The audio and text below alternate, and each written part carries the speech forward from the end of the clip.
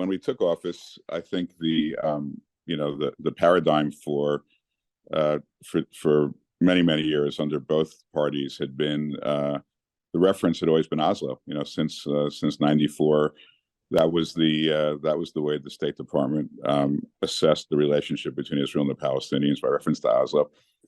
So we thought, well, we better study it a little bit and understand it a little bit better. And I started reading, the documents, and the first thing that struck me was how ambiguous it was. It had huge holes in terms of how it could be interpreted. And just by way of example, Israel had the ability to retain territory that was that it needed for its national security.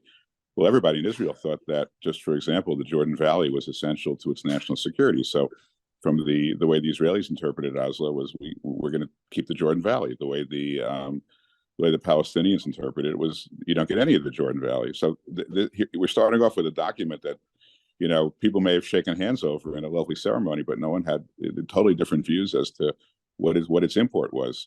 On top of that, I went back and listened to Yitzhak Rabin, alav hashalom, to listen to his speech to the Knesset when he was, trying to sell the Oslo Accords, and he this was, he had a very hard time getting the Knesset to agree, and he said, the outcome of Oslo is that the Palestinians will have less than a state, and Israel will have a substantial presence in Judea and Samaria. That wasn't the world's opinion as to what would happen here. That wasn't what anybody else thought. So Oslo at its core, apart from the fact that it was a failure and the fact that after it was put in place, terrorism increased fourfold.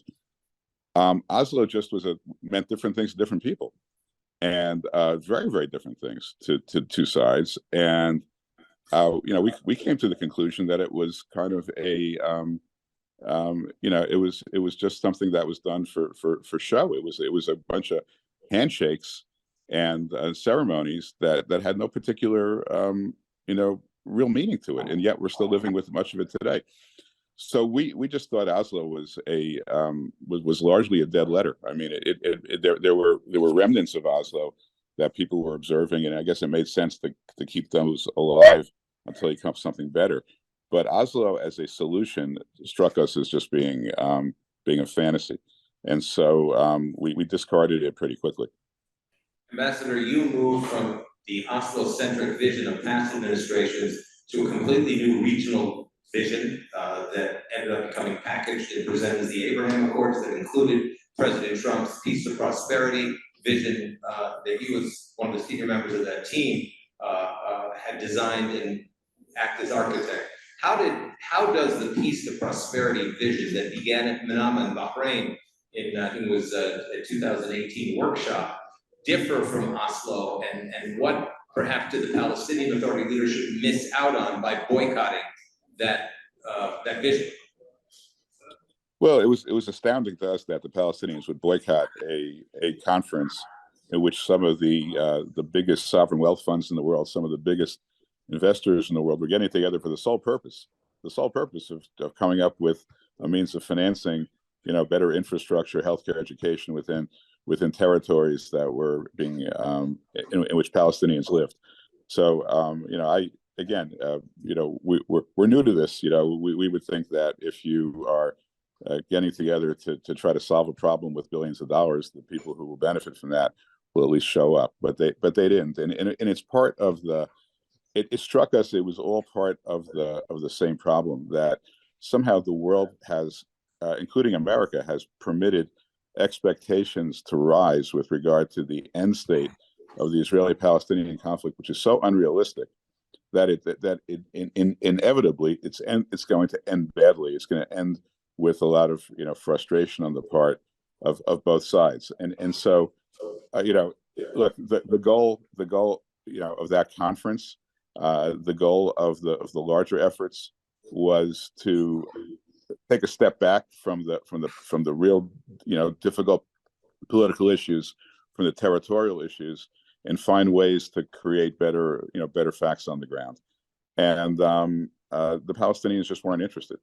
And I think in terms of how that fed into the Abraham Accords, it got to the point where not only America, but the Gulf nations as well said, we can't be more pro-Palestinian than the Palestinians. At some level, we can only try to help them so much. And if they're rejecting all of our help, we'll do something else. We'll find some other common interests that are worth vindicating. And of course, that led to the Abraham Accords, where some of America's allies, both Israel and the UAE and Bahrain and Morocco and others, they concluded that their interests were better served by being normalized with Israel, notwithstanding the objection to the Palestinians. And it all is just another saga, chapter 12 of Abba Eban's prediction that the Palestinians will always miss an opportunity. Ambassador, it may be the regional approach in the Abraham Accords that you've taken may be the most consequential diplomatic shift since the founding of the State of Israel. Would you assess that for all intents and purposes, the signing of the Abraham Accords and other countries in the Arab world that are currently considering joining the Abraham Accords would essentially signal that the Arab-Israeli conflict as we had known it, leaving the Palestinian issue on the side, is essentially over? Well, I hope that's the case. I mean, it's this area is so dynamic. I hate making predictions that are that all-encompassing, but I think we're heading certainly in that direction. And I think look, I think on the issue of Oslo as it relates to all of this. I mean, the way we looked at Oslo, and I think the way that we've managed to convince some of our friends to look at Oslo, is that Oslo was really kind of a test. It was a trial balloon. It wasn't more than a trial balloon because it had too few details in it, but it was a test. And the Palestinians were given the opportunity to show that they could live side by side with Israel. And of course, they began with Area A and Area B, where most of the Palestinians lived, and they were given a test to see if somehow they can make this work. And the reality is they flunked the test. I mean, I think we have to be very, candid about this. They just failed the test. They failed because of their leadership. They failed because of the break between the PA and Hamas. They failed because of the corruption. That they failed for all kinds of reasons. But I don't think anybody's interested in giving them a second chance. And I think that people, the one thing which I hope the Abraham Accords signals to the Palestinians is that we all have to find another direction. I mean, it's not that, no one's expecting the Palestinians to all of a sudden get religion and say, you know what, the train is leaving the station, we better jump on board. That's not going to happen. We need to find, I think, a completely different paradigm where the peaceful Palestinians live side by side with Israel, and Israel has the right to defeat those who want to destroy Israel, and drive it into the sea. You got to divide the population into those two camps. Embrace the ones that want peace, but absolutely win that battle finally with those that don't. Master, let me just finally ask you your thinking on the following.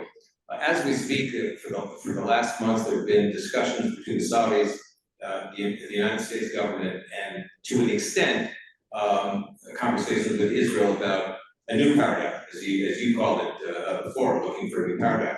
To what extent is Mohammed bin Salman's idea about an integrated Middle East, Saudi 2030, their decision to re-engage with the Palestinians in terms of financial assistance, and at the same time, their indications that they're interested in moving forward with normalization on a certain level with Israel. The tension point between the Saudi vision, regional vision, and the Oslo vision, how do you see that? Can the Oslo vision, in a sense, cannibalize the Saudi vision, or do you see the Oslo vision collapsing into a much more tenable Saudi-driven regional integration, as Mohammed bin Salman has spoke about at length?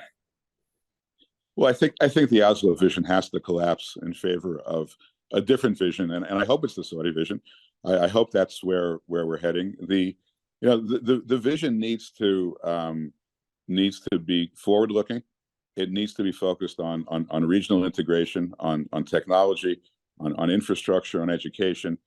It can't go backwards and talk about whether or not the Jewish people really have ties to Judea and Samaria. It can't go back to these kind of ancient discussions that go nowhere and just make people angry. And I think it has to recognize the fact that the Palestinians, however just people may think their causes, and I'm one who thinks that the Palestinian people have been very disserved by their leadership. However you view that, you can't do any harm. You can't make things worse, and you make things worse by experimenting with a new state smack dab in the middle of one of the most volatile regions in the world that's likely to be taken over by terrorists. That's not good for the Saudis, and it's not good for the Emiratis, and it's not good for Israel. And hopefully they can all agree on that. Hopefully America will wise up, because the one country that doesn't recognize that, or the two groups, are the United States and the EU. They're the only ones left in the world who actually think that there is a benefit that will come from creating a Palestinian state that undoubtedly will turn terrorists in relatively short order. Thank you ever so much, Ambassador Diker.